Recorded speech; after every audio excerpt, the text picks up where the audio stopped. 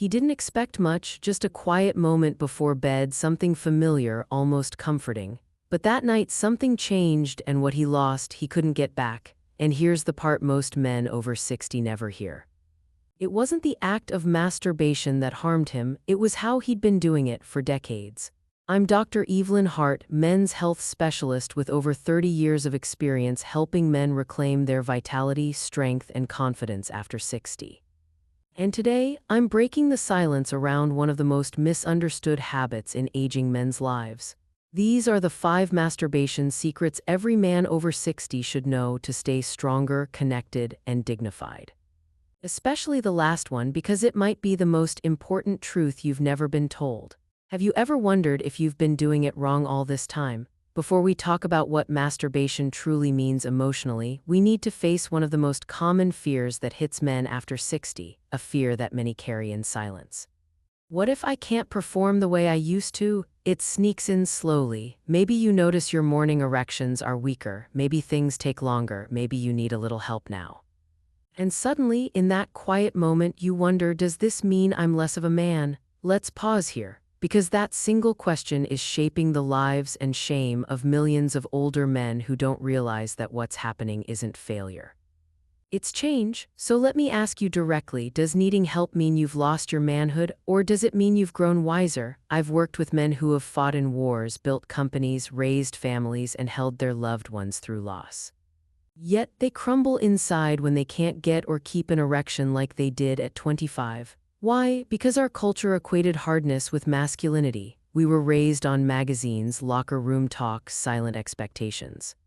Real men didn't struggle. Real men didn't need warmth or presence, just performance. But now, at this stage in your life, that belief is not only outdated, it's dangerous.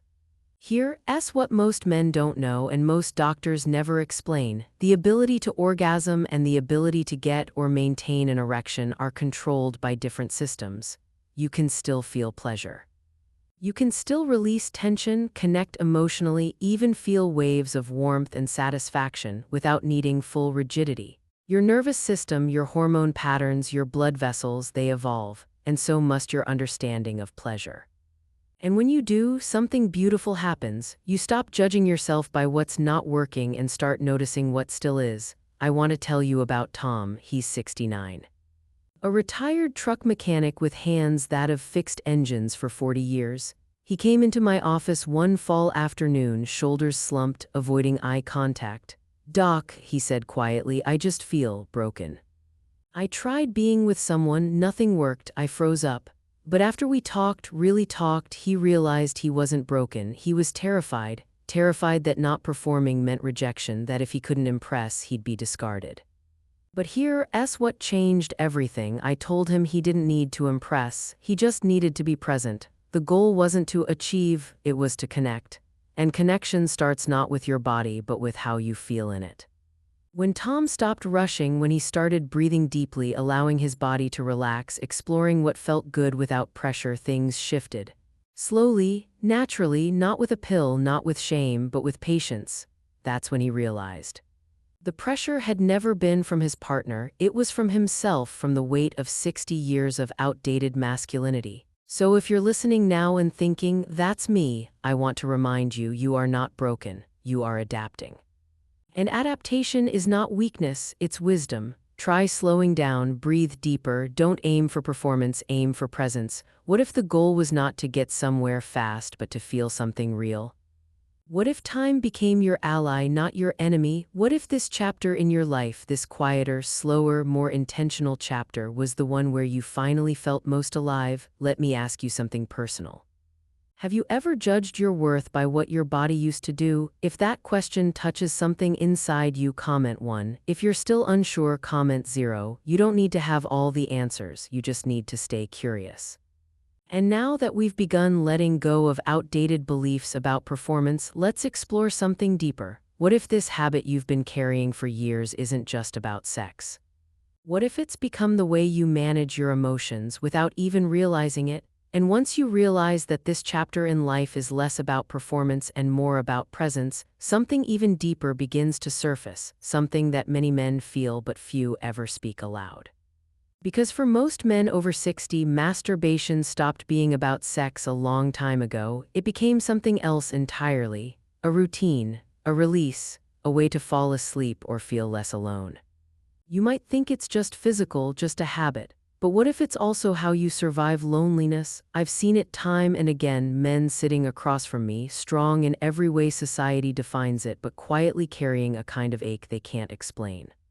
They're not chasing lust, they're chasing calm, a reset, a break from the noise in their own heads. We don't talk about it because we were never taught how. But the truth is, for many older men, masturbation becomes emotional medicine.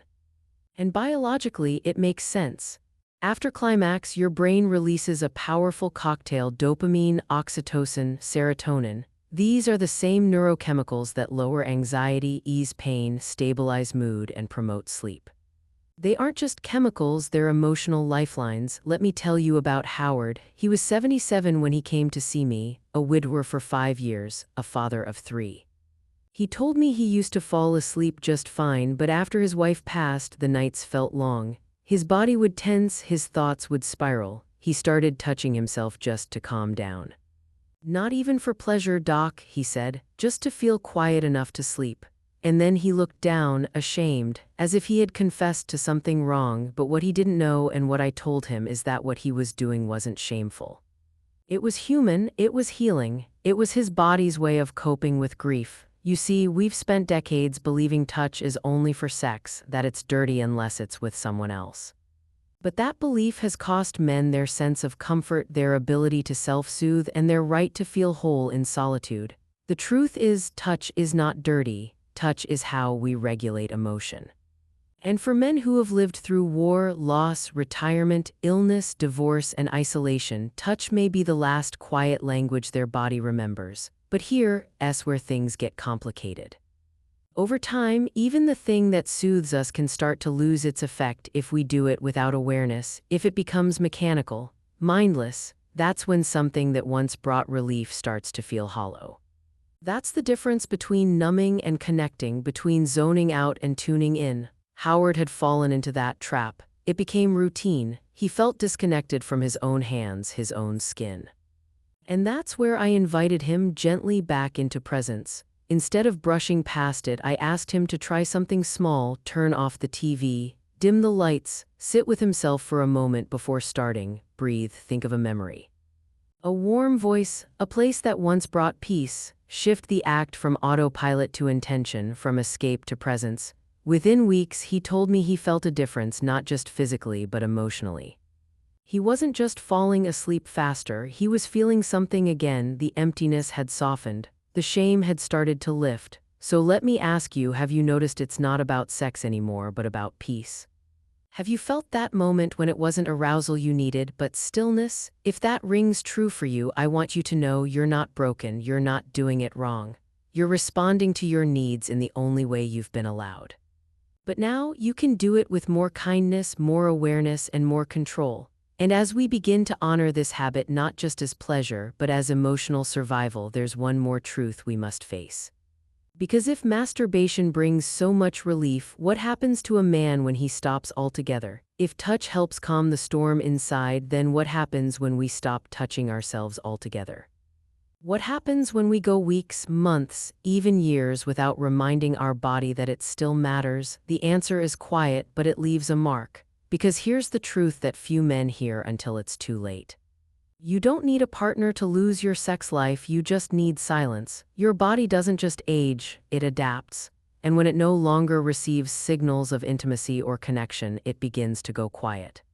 That doesn't mean it's broken, it means it thinks it's no longer needed. And that's why so many older men slowly disconnect, not just physically but emotionally. That's what happened to Roy.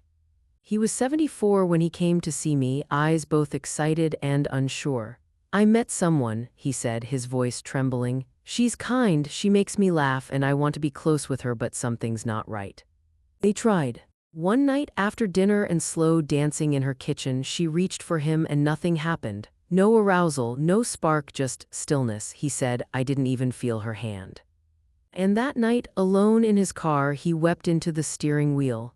"I thought this part of me was just sleeping," he said, "but now it feels dead, and I'm ashamed she saw it." What Roy didn't understand yet was that after 10 years of solitude, his body had adapted to silence.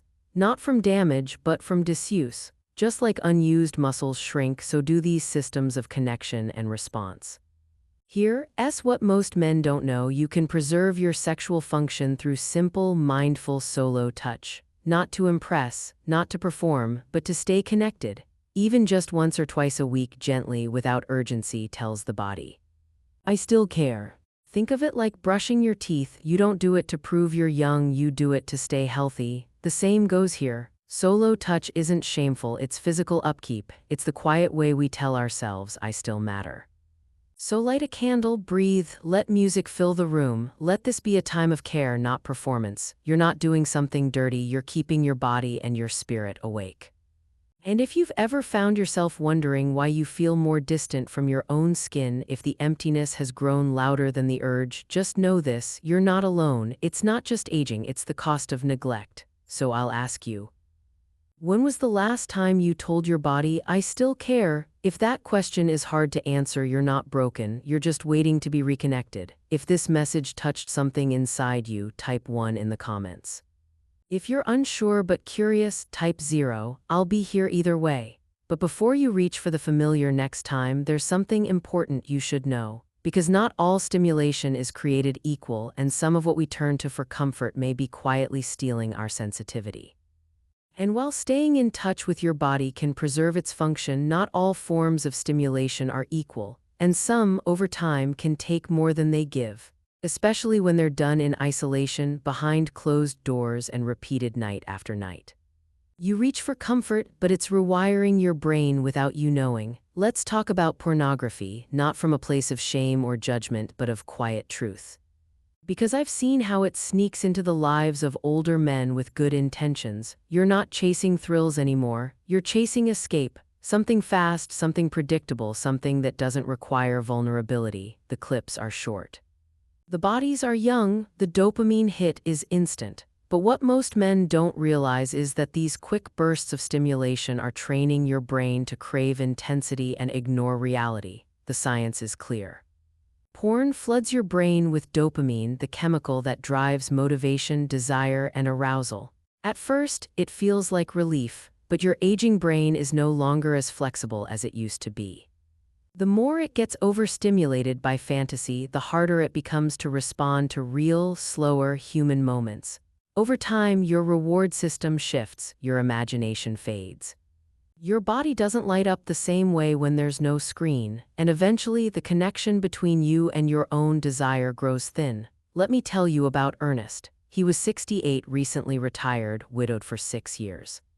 He told me he started watching porn just to feel close to something, anything. He said, "Doc, I don't even get turned on anymore, I just go through the motions." He wasn't lazy, he wasn't addicted, he was just lonely. But then came the moment that broke him. One afternoon, his granddaughter ran into his arms at a family barbecue and he froze. "I couldn't feel anything," he whispered. "Not joy, not warmth. It felt like my body was there, but I was watching myself from outside." He paused, eyes filling. "I felt like a robot holding someone I love." That moment shattered him. Not because of porn, but because of the distance he hadn't realized had formed between his body and his life. That's the hidden cost of overstimulation. It doesn't scream, it slowly numbs. You lose your curiosity. Your fantasy life dries up. You forget the feel of skin, the warmth of presence, the comfort of slowness. And the worst part, you think it's just aging, but it's not. It's a pattern, and patterns can be unlearned. The good news is you can reset your system. You can retrain your body and mind to respond to gentler, more meaningful cues. But it takes intention. It starts by stepping away from the screen, not with force, but with awareness. Not overnight, but gradually. Ernest didn't quit cold turkey. He started by turning the sound off. Then he paused longer before pressing play. Then he started skipping nights. Eventually, he replaced the habit with something quieter: his breath, a memory, a song from his youth. And one day, he told me something I'll never forget. "I felt my body miss something real, and I finally knew I was coming back." So here's what I suggest. Try being with yourself without anything external. No screen, no pressure, just you, your thoughts, your hands, your breath. At first, it might feel strange. You might not feel much. That's okay. You're waking up a part of yourself that's been buried under years of noise. Think of it like tuning a guitar after it's been in storage. At first, the strings won't sound right, but keep turning gently, bit by bit, the music returns. Ask yourself this: when was the last time you felt something real, not just release, but emotion, warmth, connection? If that question hits home, type 1 in the comments. If you're still unsure but willing to explore, type 0. Either way, this is your invitation to start reconnecting with the man underneath the habit. Because once you reclaim that sensitivity, once your body starts responding not to screens but to self, to presence, what you discover can be more powerful than anything you've known in years. And in the next part of our journey, we'll explore the truth most doctors never say aloud: that masturbation, when done with care and respect, can be one of the most important forms of self-preservation a man over 60 can practice. And when you start reconnecting with your body not through screens or shame but through presence, what often surprises men most isn't how their body responds, but how their spirit begins to return. Because this conversation at its core isn't just about arousal or biology, it's about something deeper, something far more human. He told me, "I didn't know I was allowed to still feel like a man." That broke my heart. Walter was 72 when he sat across from me, shoulders tense, eyes dim. His wife had passed 6 years earlier. Since then, he hadn't touched anyone, not even himself. "It just didn't feel right," he said quietly. I figured that part of my life was over. What Walter didn't realize was that in silencing his physicality, he'd also shut down something sacred, his sense of identity, and over time, the silence began to weigh on him. He felt disconnected, small, and quietly angry. He couldn't sleep through the night, his mood darkened, his blood pressure crept up, his spirit flattened, not because he was sick, but because he was cut off from something essential. His right to feel, to connect, to be alive in his own skin. What I told Walter and what I'm telling you now is that touch is not a luxury, it's not a sin, it's not a secret to be buried under decades of social shame, it's dignity. It's the quiet act of saying, "I still matter." Especially in later life when so much else is slowing down, touch becomes a way to stay present, to honor your body not for how it performs but for the life it still holds. Gentle, mindful self-pleasure doesn't just release pressure, it restores circulation, supports prostate health, improves sleep, balances mood, and reminds your nervous system that you're still here, still sensing, still human. And Walter? He didn't dive into a routine of performance or fantasy. He started slowly, carefully. I asked him to begin with presence. A quiet room, warm light, no goal, just breath and awareness, he cried the first time. "I didn't expect emotion," he said. "I thought it was just mechanics, but it felt like I was meeting myself again." That's what happens when you shift from shame to self-recognition. You remember that your body was never something to prove, it was something to care for. We've spent decades with the wrong script, the one that says masturbation is for young men, that after a certain age we should retire that part of ourselves. But I believe it's time we rewrite that story, because I've seen too many men suffer in silence, not because they're broken, but because no one ever told them they were still allowed to feel, still allowed to want, still allowed to touch themselves with tenderness instead of guilt. This isn't indulgence, it's maintenance, it's connection, it's a reminder that your worth didn't vanish when your libido changed. It simply asked you to listen differently. Touch isn't dirty. It's honest, and when done with awareness, it becomes a ritual of wholeness, a bridge back to your center, a form of emotional hygiene as necessary as brushing your teeth or taking your walk. And perhaps more powerful than any pill, it reawakens something too many older men have buried: their aliveness. So if you've been holding back because you thought it was shameful, childish, or meaningless, I want you to hear this clearly. You are not broken, you still matter, and if this message stirred something in you, I invite you gently to share it forward. You never know who might be suffering in silence, just waiting for someone to say, "It's okay. You're still allowed to feel." Type 1 in the comments if you needed to hear this today. Type if you're still processing but you're open. Because now, as we bring all these pieces together, there's one thing I want to leave you with. A single truth that ties everything into something greater than biology. Something that just might change how you move through the years ahead with strength, clarity, and a quiet kind of pride. And now, as we bring this conversation to a close, I want to take you back to where we began, the man who sat alone one night doing something he'd done 1,000 times before, only to feel like he'd lost something that could never return. Today, we know the truth. What he lost wasn't his manhood, it wasn't his dignity, it was the connection he'd neglected for far too long, and that's something he could still reclaim. So can you. Your right to feel, to touch, to connect, to be whole does not expire with age. If anything, it becomes more essential, because this isn't about youth, it's about presence. What we've uncovered together are not just facts. They are truths men were never told but always deserved to hear. You are evolving, not failing. Pleasure is still possible. Emotional health and sexual vitality are not separate, they are deeply connected.